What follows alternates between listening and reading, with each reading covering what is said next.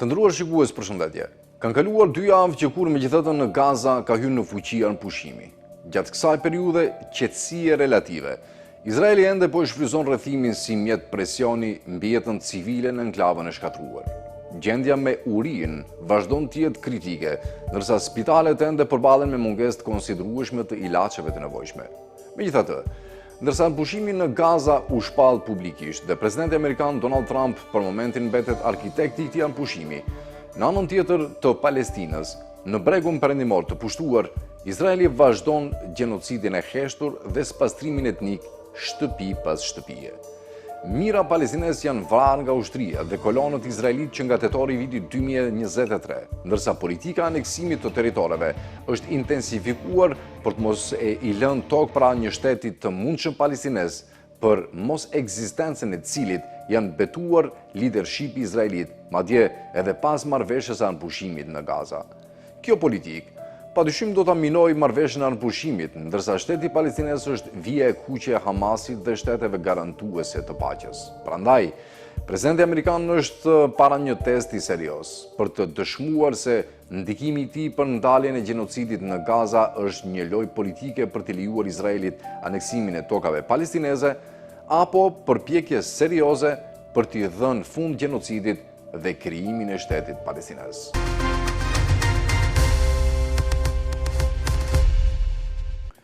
Amerika nuk është më gati të heshtë ndaj Izraelit.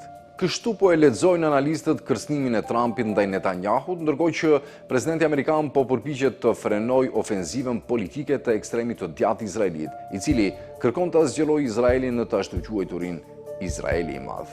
Për herë të parë pas dekadash, një president amerikan jo vetëm që i vë kushte Izraelit, por paralemron se mbështetja mund të ndërpritet nëse Tel Avivi ecën drejt aneksimit total të tokave palestineze.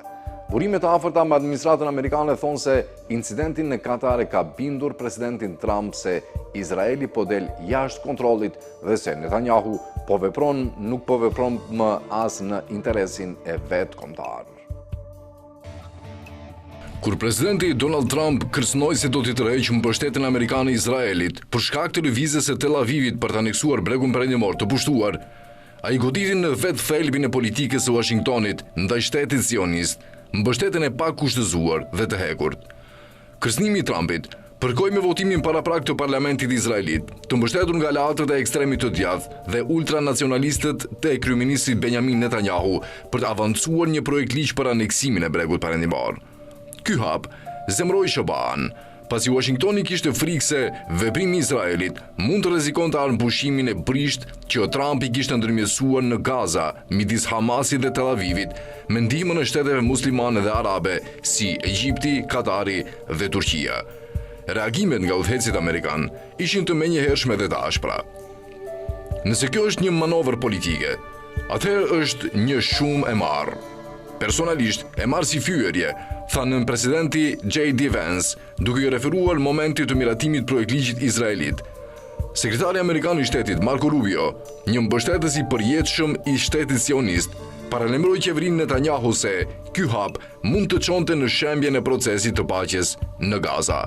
Një zyrtar i lartë amerikan nuk e fshehu pakënaqësinë e administratës Trump, duke përdorur edhe zhargon për ta shprehur. Ndërsa presioni ndaj Izraelit rritej, Netanyahu përpoq ta shmangte çështjen, duke pretenduar se legjislacioni për aneksimin ishte rezultati i provokimeve nga opozita. Por, a do të marrë seriozisht Netanyahu kërcënimin e administratës Trump, pasi ai vetë së fundmi deklaroi se Izraeli nuk është protektorati i SBA-s dhe mund të marrë vetë vendime për sigurinë e tij. Kështu merret shumë seriozisht, thot Alon Liel, ish drejtori i përgjithshëm në Ministrinë e Jashtme të Izraelit, duke shtuar se grupet e ekstremit të djathtë në Izrael nuk mund të vendosin vetëm për agjendën e aneksimit. Ligjvënësit e ekstremit të djathtë, përfshirë ministrat të kabinetit, e kanë shtyrë Netanyahu drejt agjendës së tyre për të ashtu quajturën Eretz Izrael apo Izraeli i Madh dhe marrjen e përhershme të gjitha tokave palestineze, përfshirë bregun perëndimor dhe Gazën. Por Liel thekson se, pa lejen amerikane, kjo agjenda e ekstremit të djathtë nuk mund të ecë përpara. Sipas tij, paralemrimi i Trumpit kundër aneksimit është ajo që po e ndalon atë të ndodhë, diçka me rëndësi kritike për stabilizimin dhe paqen mes izraelitëve dhe palestinezëve.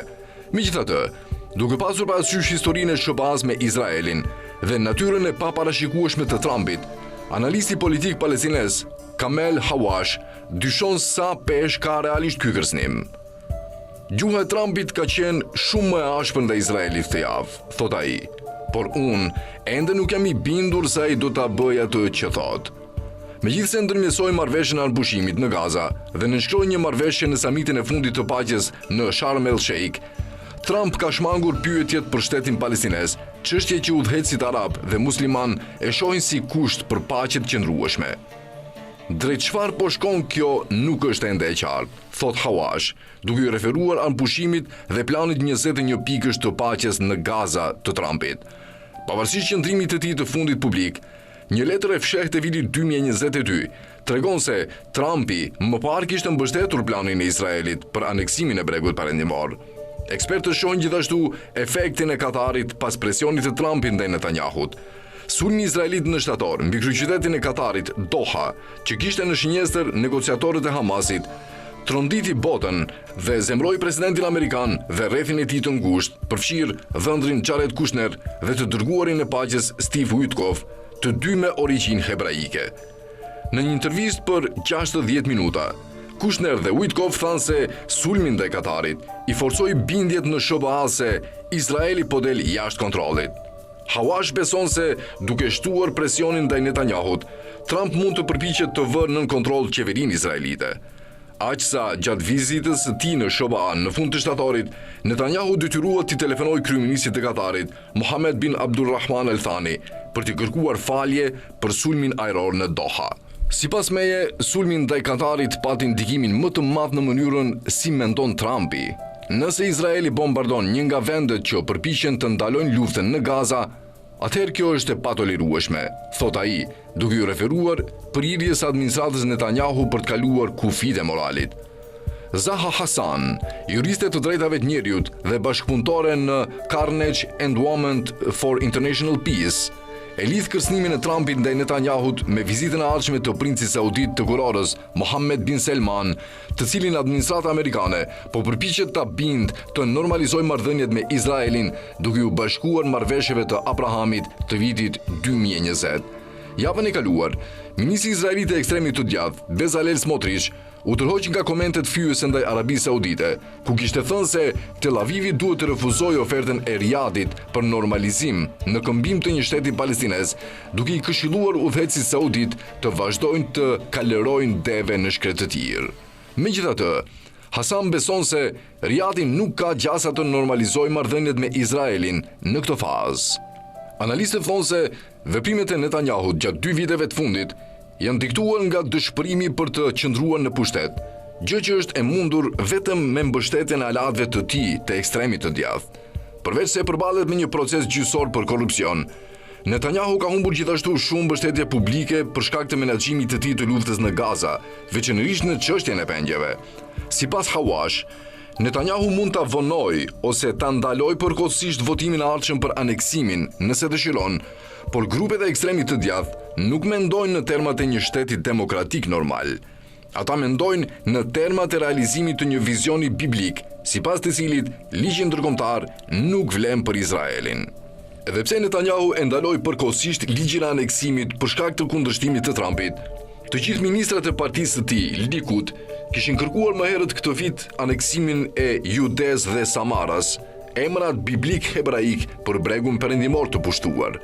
Hasan beson se legjislacioni për aneksimin ka gjasa të avancojë në Kneset, pasi gëzon mbështetje të gjerë mes ligjvënësve izraelit. Netanyahu e ndaloi për momentin vetëm për shkak të presionit ekstrem të administratës amerikane. Por kjo nuk do të thosë se administrata amerikane mbështet zgjidhjen me 2 shtete, nga e cila Trump është tërhequr, thot ajo, duke i referuar reagimit të paqartë të Trumpit ndaj përmendjes së kësaj zgjidhjeje nga kryeministri britanik Keir Starmer gjatë vizitës së tij të fundit në Shtëpinë e Bardhë. Në fakt, Trump tha se nuk ishte dakord me vendimin e Britanisë për të njohur shtetin palestinez. Në qershor, ambasadori amerikan në Izrael, Mike Huckabee, deklaroi gjithashtu se Washingtoni nuk ndjek më zgjidhjen me 2 shtete. Në dritën e këtyre deklaratave, aneksimi në këtë moment nuk do t'ishte ndonjë devijim i madh nga pozicioni aktual i SBA-s, shton Hasan. Por SBA-ja, bashkë me aleatët e saj perëndimor dhe arabo-musliman, e di se nëse Izraeli anekson tani bregun perëndimor, anpushimi në Gaza do të shembet, diçka që Trumpi nuk dëshiron ta shohë, shton ajo. Hawash pajtohet, pavarësisht presioneve të ekstremit të djathtë dhe taktikave të sabotimit përfshir aneksimin, SBA-ja nuk do të dëshirojë rikthimin e luftimeve. SBA-ja do të fillojë të kuptojë se Izraeli nuk po vepron as në interesin e vet dhe Trumpi mund të përpiqet ta sjellë atë në sens, shton ai. Ndërkaq, sipas profesorit amerikan Jeffrey Sachs, presidenti Trump nuk po sjell asnjë ndryshim thelbësor në politikën e jashtme amerikane. Ashtu si paraqasit e tij, ai është pengi kompleksit ushtarako-industrial, që përfiton nga luftrat e pafundme dhe nga vazhdimi i krizave në lindjen e mesme dhe në Europën lindore. Paqja, sipas profesorit amerikan, nuk është një anpushim i përkohshëm, por rezultati i zgjidhjes së shkaqeve të thella politike. Plani i Trumpit për Gazën dështon pikërisht këtu. Ai shmang çështjen e shtetësisë palestineze dhe lejon Izraelin të vazhdojë aneksimin e territoreve nën pretekstin e sigurisë. Jeffrey Sachs paralajmëron se pa një shkëputje të qartë nga lobet sioniste dhe donatorët e fuqishëm si Miriam Adelson, Trump nuk mund të përfaqësojë as interesat amerikane dhe as ato të paqes botërore. Shpenzimet miliardësh për luftën në Gaza dëshmojnë lidhjen e pandar mes Washingtonit dhe makinës së luftës. Presidenti i Shteteve të Bashkuara të Amerikës, Donald Trump, e portretizon veten si një paqebërës. Në retorikën e tij, ai merr meritën për përpjekjet për t'i dhënë fund luftrave në Gaza dhe Ukrainë. Megjithatë, pas këtij grandioziteti, fshihet mungesa e përmbajtjes, të paktën deri më tani. Problemi nuk është mungesa e përpjekjes nga ana e Trumpit, por mungesa e kuptimeve të drejta. Ai ngatron paqen me armbushimin, i cili më herët a më vonë kthehet në luftë. Në analizën e profesorit universitar amerikan Jeffrey Sachs, presidentët amerikan që nga Lyndon Johnson e këtej kanë qenë të nënshtruar ndaj kompleksit ushtarako-industrial, i cili përfiton nga luftrat e pafundme. Trump thjesht po ecën në të njëjtën rrugë, duke shmangur një zgjidhje të vërtetë për luftrat në Gaza dhe Ukrainë. Paqja nuk është anpushim. Paqja e qëndrueshme arrihet vetëm duke zgjidhur mosmarrveshjet politike që quhen në luftë. Kjo kërkon përballje me historinë, me të drejtën ndërkombëtare dhe me interesat politike që ushqejnë konfliktet. Pa adresuar shkaqet e rrënjësishme të luftës, anpushimet janë vetëm një ndërprerje mes dy raundeve të masakrës. Trump ka propozuar atë që e quan plan paqeje për Gazën. Por ajo që ai paraqet nuk është gjë tjetër veç se një anpushim. Plani i tij dështon të trajtojë çështjen themelore politike të shtetësisë palestineze, shkruan Sachs. Sipas tij, një plan i vërtet paqeje do duhet të lidhte 4 rezultate kryesore: fundin e gjenocidit izraelit, çarmëtosjen e Hamasit, pranimin e Palestinës në Kombet e Bashkuara dhe normalizimin e marrëdhënieve diplomatike me Izraelin dhe Palestinën në mbar botën. Këto parime themelore mungojnë në planin e Trumpit, prandaj asnjë vend nuk e ka miratuar atë, pavarësisht insinuatave të Shtëpisë së Bardhë. Në rastin më të mirë, disa shtete kanë mbështetur deklaratën për paqe dhe prosperitet qëndrueshëm, një gest kalimtar. Plani i paqes i Trumpit ju paraqit vendeve arabe dhe muslimane për të shpërqendruar vëmendjen nga valët e mbështetjes globale për shtetin palestinez, shkruan Sachs.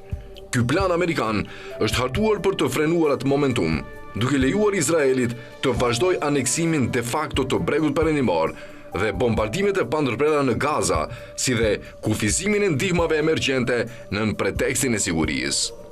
Ambicjet e Izraelit janë të zhdukin çdo mundësi për shtet palestinez, siç e deklaroi haptazi kryeministri Benjamin Netanyahu në OKB në shtator. Deri më tani, Trump dhe bashkëpunëtorët e tij nuk kanë bërë gjë tjetër veç se të avancojnë agjendën e Netanyahut, vlerëson Sachs. Plani i Trumpit tashmë po shpërbëhet njësoj si marrëveshjet e Oslos, samiti i Camp Davidit dhe çdo proces tjetër paqeje që e trajtoi shtetin palestinez si një aspirat të largët e jo si zgjidhjen e konfliktit. Nëse Trumpi dëshiron vërtet të jap fund luftës, diçka për cilën ka shumë dyshyme, Ai do duhet të shkëputet nga Big Tech dhe kompleksi ushtarako-industrial. Që nga tetori i vitit 2023, SBA ka shpenzuar 21.7 miliard dolar në ndihmë ushtarake për Izraelin, shumica e së cilës kthehet përsëri në Silicon Valley. Trump do duhet gjithashtu të shkëputej nga donatori e tij kryesore, Miriam Adelson, dhe nga lobet sioniste.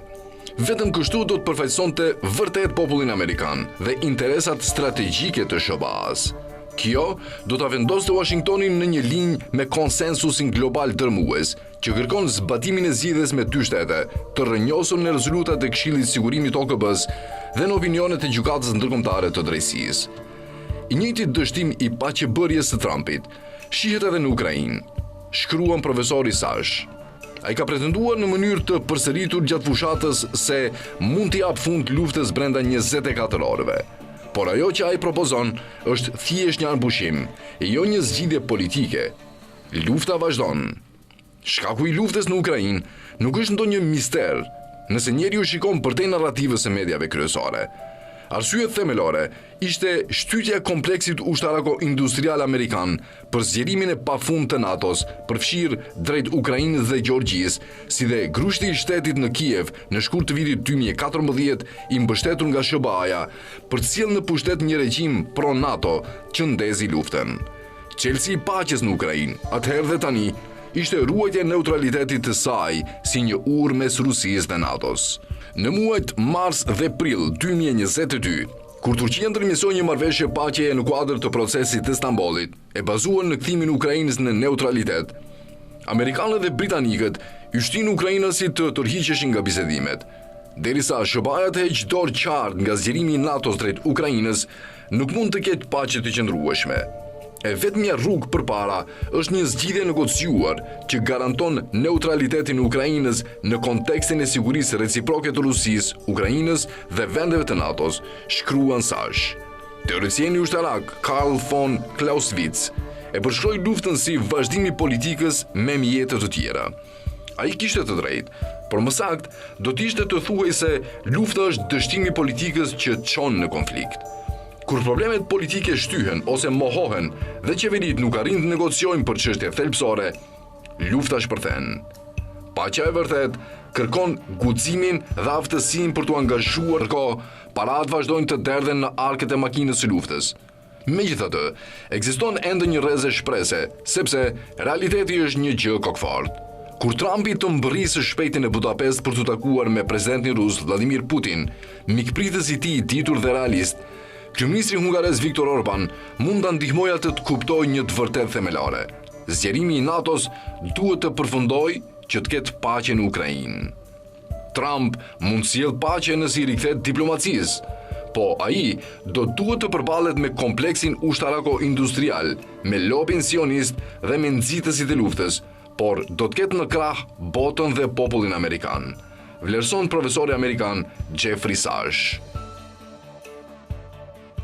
Nëse bota vazhdon të shikoj Gazën, një tjetër katastrofë njerëzore po ndodh në heshtin në bregun perëndimor. Që nga tetori 2023-shit, sulmet e ushtrisë izraelite dhe të kolonëve janë shtuar ndjeshëm duke kthyer qytetet dhe kampet palestineze në skena lufte të përditshme.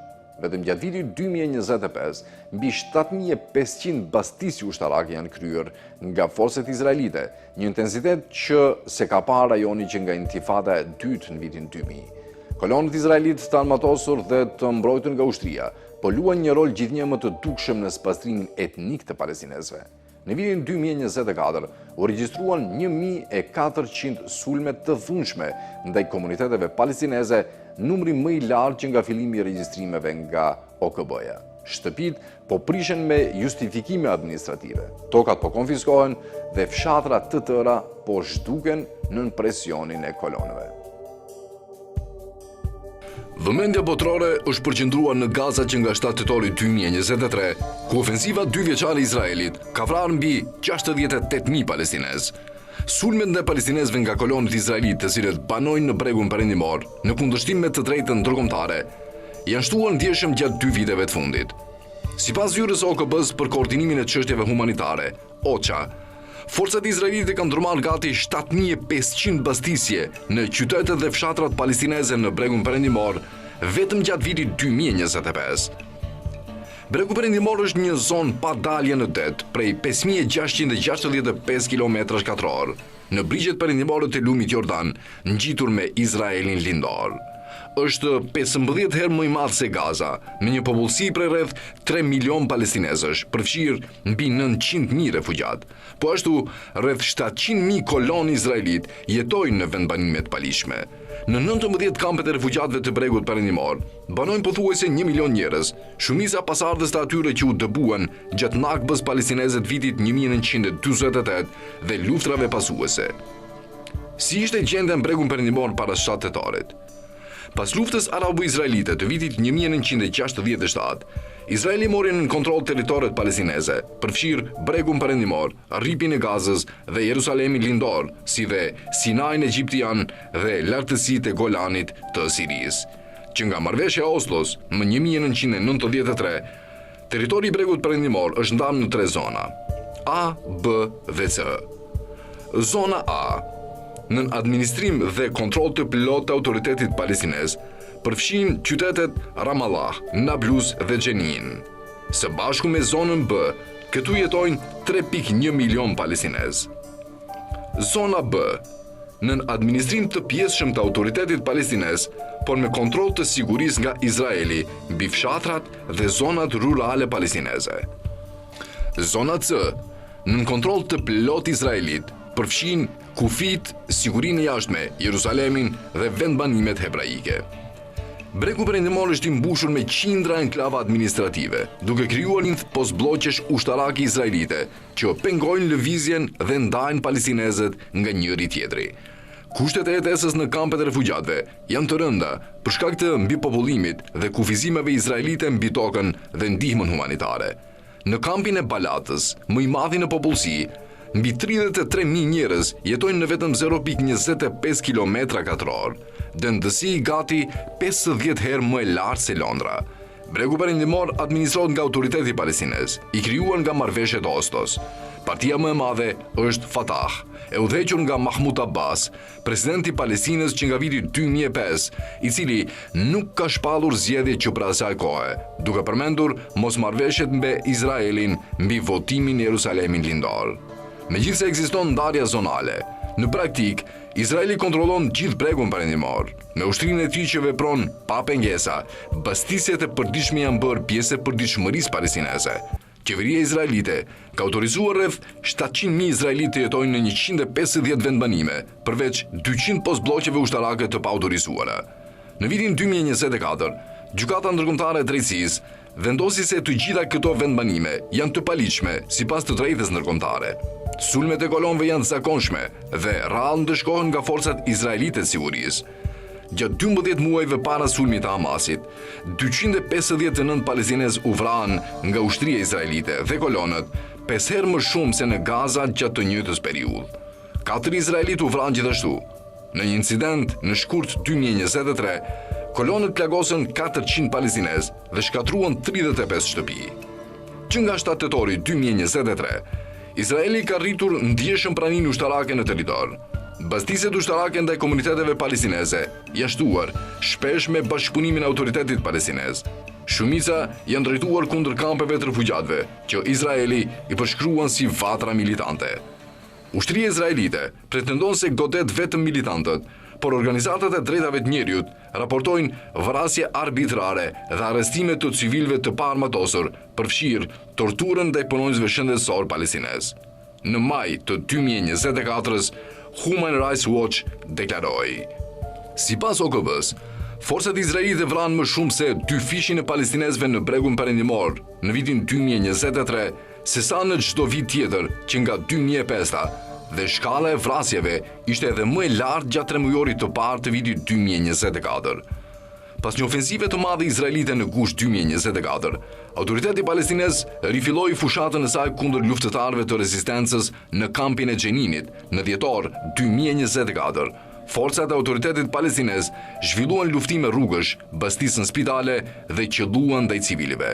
Autoriteti palestinez tha se fushata kishte për qëllim ndjekjen e elementeve të paligjshme dhe rivendosjen e rendit. Në janar 2025, forcat e autoritetit palestinez u tërhoqën nga Xhenini. Më pas, ushtria izraelite nisi operacionin Muri i Hekurt për të marrë në kontroll kampet e Xheninit, Tulkarmit, Nur Shamsit dhe Faras. Më 19 janar, u arrit një pushim në Gaza që zgjati zyrtarisht 42 ditë përpara se Izraeli të rifillonte bombardimet. Ndërkohë në Bregun Perëndimor, Izraeli nisi një fushat bombardimesh ndaj kampeve e ndjekur nga një sulm toksor. Kjo ishte ofensiva më e madhe ushtarake në Bregun Perëndimor, që nga intifada e dytë në vitet 2000-2005 dhe ka detyruar mbi 40.000 palestinez të braktisin shtëpitë e tyre sipas OKB-s. Pas 9 muajsh, mbi 32.000 palestinez mbetën zhvendosur. Zhvendosja më e madhe që nga lufta arabo-izraelite e vitit 1967. Në vitin 2025, ushtria izraelite ka vazhduar dëbimet e palestinezëve nga shtëpitë e tyre. Në qershor, banesat palestineze në Hebron, Xhenin, Ramallah dhe Kalkilia u shndruan në kazerm për trupat izraelite gjatë sulmeve me raketa iraniane. Dhuna e Kolombi izraelit ndaj palestinezëve është shtuar ndjeshëm që nga 7 tetori 2023. Vetëm në vitin 2024, OCHA regjistroi 1400 raste të dhunës së Kolombe, numri më i lartë ndonjëherë. Sipas të dhënave të OKB-s, 12% e 4700 palestinezëve zhvendosur atë vit thanë se u dëbuan nga dhuna e Kolombe. Shumë prej tyre janë komunitete rurale që kanë jetuar për shekuj në zonat përreth qyteteve palestineze. Të tjerë janë dëbuar pas 1700 prishjeve të ndërtesave palestineze në vitin 2024 për të hapur rrugë vendbanimeve, gjithashtu shifra rekord. Në vitin 2025, sulmet nuk janë ndalur. Mbi 1000 raste dhune dhe 1395 prishje ndërtesash janë regjistruar deri tani. Kryeministri izraelit Benjamin Netanyahu ka shprehur shpesh mbështetje për zgjerimin e vendbanimeve. Më 11 shtator, ai tha: "Nuk do të ketë shtet palestinez. Kjo tokë na përket neve." Vullneti politik në Izrael për ta realizuar këtë vizion është rritur ndjeshëm që prej tetorit 2023. Në korrik, Kneseti miratoi një mocion jo detyrues për aneksimin e Bregut Perëndimor me mbështetje dypartijake. Në gusht, qeveria izraelite miratoi planin e vendbanimit E1, një projekt i vjetër për ndërtimin e 3400 njësive banimi që lidh Jerusalemin lindor me vendbanimet ekzistuese në Ma'ale Adumim. Ky plan shkel të drejtën ndërkombëtare dhe do të nxjisë më tej gravitje të tokës, prishje dhe vendbanimet e reja. Më 13 gusht, ministri i ekstremit të djathtë Bezalel Smotrich tha: "Miratimi i ndërtimit në E1 varros idenë e shtetit palestinez dhe vazhdon hapat tanë drejt sovranitetit de facto." Më 30 gusht, ai propozoi përthithjen e 82% të Bregut Perëndimor në Izrael. Vetëm qytetet palestineze si Xhenin, Nablus dhe Ramallah do të mbeteshin jashtë kontrollit të plot izraelit. Ai shtoi se autoriteti palestinez do të shpërbëhej jo me slogane, por me veprime. Në gusht 2025, Netanyahu tha se identifikohet shumë me vizionin e Izraelit të madh, që përfshin Palestinën dhe pjesë të Jordanisë, Sirisë, Libanit dhe Egjiptit.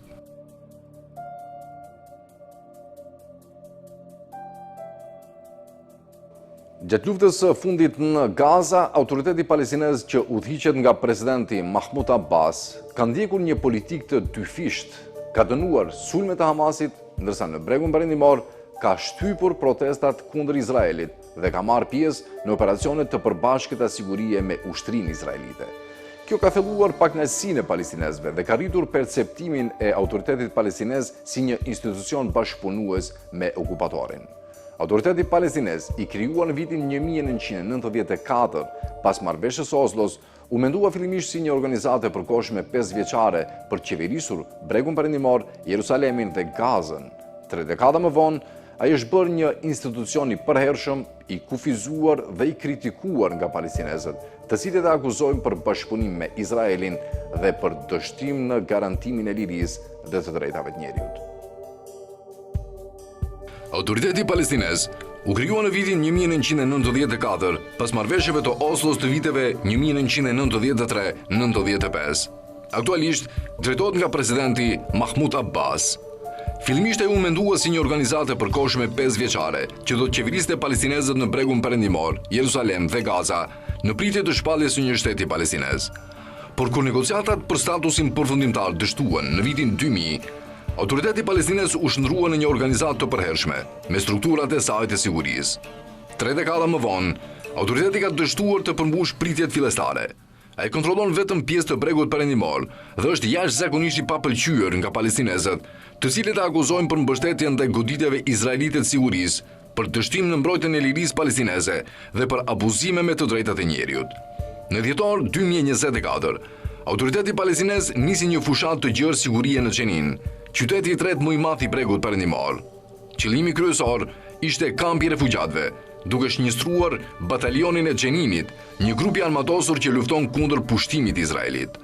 Vetë qyteti u vënë në rrethim, ndërsa forcat e sigurisë së autoritetit palestinez luftuan me luftëtar, bastisën spitale dhe qelluan ndaj civilëve. Autoriteti palestinez deklaroi se fushata kishte për qëllim trajtimin e kaosit sigurisë dhe përfshinte ndjekjen e elementeve të jashtëligjshëm.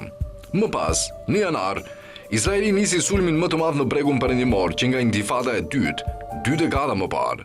Operacioni Muri i Hekurt, siç e quan Izraeli, ka shënjestruar 4 kampe dhe ka detyruar 40.000 njerëz të ikin deri në momentin e raportimit. Ndërkohë, autoriteti palestinez ka vazhduar bastisjet në Xhenin dhe qytete tjera të bregut perëndimor, paralelisht me ofensivën izraelite. Kjo shënon herën e parë që autoriteti palestinez dhe ushtria izraelite kanë vepruar paralelisht kundër grupeve të armatosura anti-okupuese në bregun perëndimor. Në vitin 1994, Izraeli dhe Palestina nënshkruan marrëveshjen Gaza-Jeriko, e njohur edhe si marrëveshja e Kairos, pjesë e marrëveshjes më të gjerë Oslo 2. Sipas saj, bregu perëndimor u ndan në 3 zona, disa prej të cilave ju caktuan autoritetit palestinez. Zona A përfshin 21% të territorit nën administrim dhe kontroll të plotë të autoritetit palestinez. Këtu përfshihen qytetet Ramallah, Nablus dhe Xhenin, dhe së bashku me zonën B stehon 3.1 milion palestinezët e bregut perëndimor. Zona B përfshin 18% të territorit, me administrim të pjesëshëm të autoritetit palestinez. Siguria kontrollohet nga Izraeli në përfshatra palestineze dhe zona rurale. Dhe zona C, 61% mbetur është nën kontroll të plot izraelit administrativ dhe të sigurisë, përfshirë kufit, sigurinë e jashtme, Jeruzalemin dhe vendbanimet. U vendos që bisedimet për transferimin e këtyre zonave nën kontroll palestinez të zhvilloheshin në vitin 2000. Harta e përgatitur nga Zyra e Kombeve të Bashkuara për koordinimin e çështjeve humanitare, OCHA, në nëntor 2024, tregon kompleksitetin e bregut perëndimor për shkak të pushtimit dhe vendbanimeve të palishme izraelite. Bisedimet e planifikuara do të trajtonin gjithashtu kufit, vendbanimet, statusin e Jeruzalemit, praninë ushtarake izraelite dhe të drejtën e kthimit të palestinezëve. Bërthama drejtues e autoritetit të ri përbëhej kryesisht nga mërgjimtar të kthyer dhe nga grupi politik Fatah, që kishte dominuar politikën palestineze për 3 dekada dhe drejtohej nga Yasser Arafat, atëherë kryetari i organizatës për shirimin e Palestinës. Arafat u zgjodh presidenti i autoritetit palestinez, ndërsa anëtarët e tjerë u zgjodhën në Këshillin Legjislativ Palestinez. Ai udhëhoqi autoritetin në fillimet e tij, por vdiq në fund të vitit 2004, pa e parë kurrë mbajtjen e zgjedhjeve legjislative dhe presidenciale që u zhvilluan më vonë në vitin 2006. Por cila ishte struktura e autoritetit palestinez? Fillimisht, autoriteti palestinez kishte një fillim të fortë me një legjislaturë prej 132 antarësh dhe institucione të tjera si gjyqësori. Sipas Iyad al-Riyahi, drejtori i vëzhgimit politikave sociale dhe ekonomike, qytetarët përfituan nga shërbimet më të mira sociale, programi mirëqenjeje, liri publike më të mëdha dhe një sistem politik të bazuar në ndarjen e pushteteve. Një komponent i rëndësishëm ishin forcat e sigurisë kombëtare palestineze. Siguria kombëtare, rendi publik dhe kufit e qyteteve, siguria e brendshme, forcat e mbrojtjes civile, si dhe inteligjenca e përgjithshme, analiza e sigurisë. Autoriteti palestinez kishte gjithashtu sistemin e vet ekonomik, të vendosur përmes protokollit të Parisit vitit 1994, aneks ekonomik i marrëveshjeve të Oslos. Ajo kishte 2 burime kryesore të ardhurave. Në 1, të ardhurat doganore që Izraeli i mblidhte në emër të saj, dhe në 2, ndihmën e huaj nga rajoni dhe vendet e tjera. Autoriteti palestinez mbetet thellësisht i varur nga të dyja këto burime, të cilat shpesh ndalohen për të ushtruar presion politik. Në korrik të vitit 2000, në Camp David, u mbajtën bisedime midis Arafatit dhe kryeministit izraelit Ehud Barak, të ndërmjetësuara nga Shtetet e Bashkuara. Palët nuk ranë dakord, veçanërisht për statusin e Jerusalemit. Dështimi i bisedimeve dhe vizita provokuese e Ariel Sharonit në xhaminë Al-Aqsa shkaktuan intifadën e dytë në shtator të vitit 2000. Kjo kryengritje zgjati deri në vitin 2005, duke lënë të vrarë të paktën 3.000 palestinez dhe 1.000 izraelit. Sipas analistit Hani Al-Masri, gjatë intifadës, Arafati e kuptoi se Oslo kishte dështuar dhe u kthye drejt rezistencës, ndërsa ekspertët ekonomik thonë se kjo e çoi në ngrirjen e ndihmave ndërkombëtare.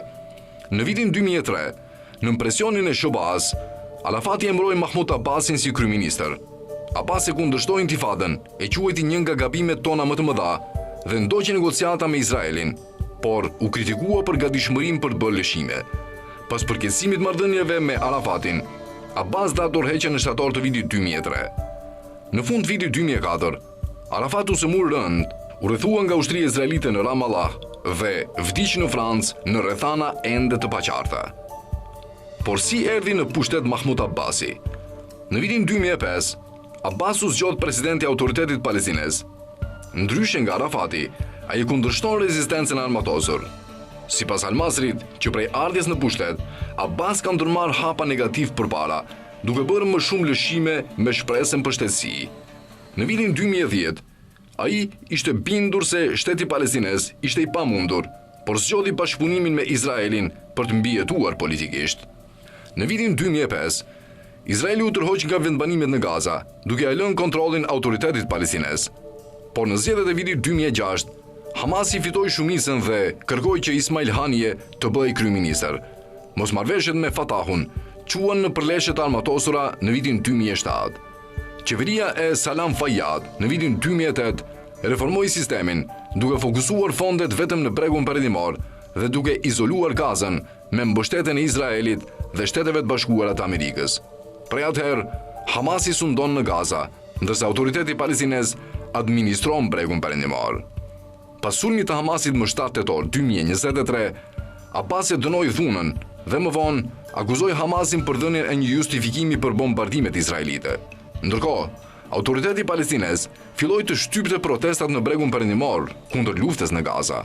Në tetor 2023, forcat e saj vranë protestues në Ramallah dhe Xhenin.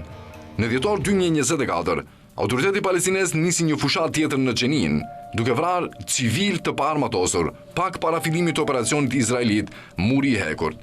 Gjithashtu, Autoriteti Palestinez i deklaroi Shobas se ishte i gatshëm të përballej me Hamasin, nëse kjo ishte çmimi për të marrë kontrollin në Gaza. Që nga marrëveshjet e Oslos, Autoriteti Palestinez e njeh Izraelin, ndërsa Izraeli nuk e njeh shtetin palestinez. Megjithatë, bashkëpunimi i sigurisë mes tyre është forcuar. Në janar të vitit 2025, për herë të parë, forcat e Autoritetit Palestinez morën pjesë publikisht në një ofenziv izraelite në Xhenin. Po atë muaj, Autoriteti Palestinez pezulloi përkohësisht transmetimet e televizionit Al Jazeera, duke akuzuar për nxitje pas një sër bastisjesh izraelite kundër mediave në territoret e pushtuara. Ishte kjo tëra të ndëruar shikues, faleminderit që na ndoqët dhe miru takofshim sërish.